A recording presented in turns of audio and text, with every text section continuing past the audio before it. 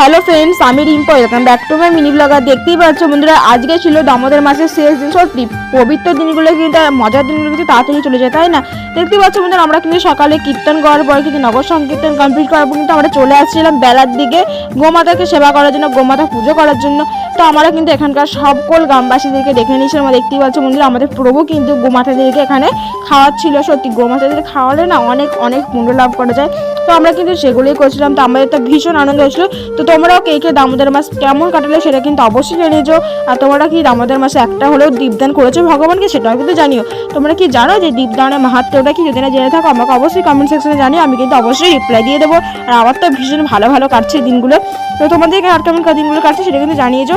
আর সত্যি ভগবানের নাম ধরে ডেকে না আমার সত্যি একটা আলাদাই শান্তি পাওয়া যায়। তো তোমরাও কে কে এরকম বিশ্বাস করো আমাকে কিন্তু অবশ্যই জানিয়েছো। আমার তো এটা ভীষণ ভালো লাগে। তো থ্যাঙ্কস ফর ওয়াচিং। সবাই ভালো থেকো, সুস্থ থেকো। দেখা হচ্ছে পরবর্তী কোনো একটা মিনি ব্লগে। তো বাই।